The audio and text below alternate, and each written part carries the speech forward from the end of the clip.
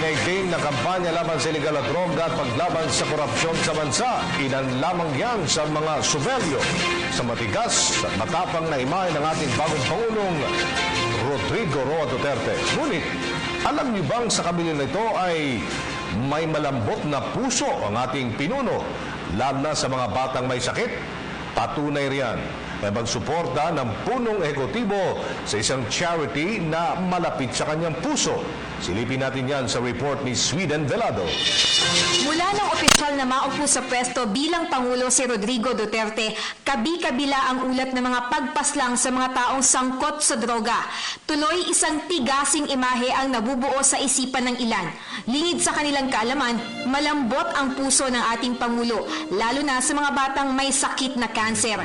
Sa lungsod ng Davao, binisita namin ang charity na malapit kay Duterte.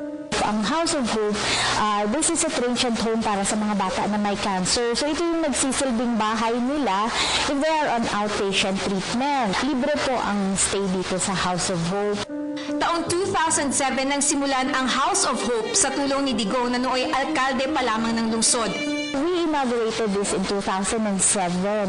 That was the first time na pumunta si Mayor Duterte dito. Mayroon itong 4 na kwarto. Kada silid ay may 5 pasyente at tig-iisang guardian. Lahat libreng nakakatanggap ng tulong medikal tulad ng gamot na antibiotics, diagnostic tests, chemotherapy at radiotherapy dahil sa programang Lingap para sa mahirap ni Duterte.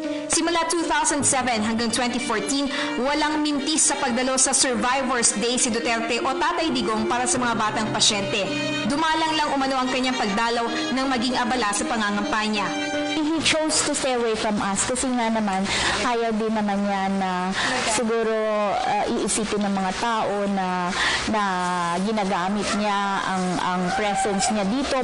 Subalit pag-amin ni Dr. May, naging viral ang touching story sa pagtulong ni Digong sa mga cancer patient noong campaign season dahil sa kanya. Actually ho, ako pa ang nag-share.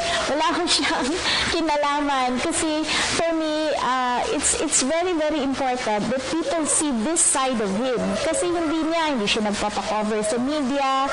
So a lot of people really don't understand him. Hindi nila siya kilala. And so I decided that I would share these kinds of stories because this is a part of him. Sa ikalawang bahagi ng aking report, alamin natin ang matagumpay na kwento ng 3 cancer survivors na natulungan ni Pangulong Duterte. Ito si Sweden Velado para sa PTV News.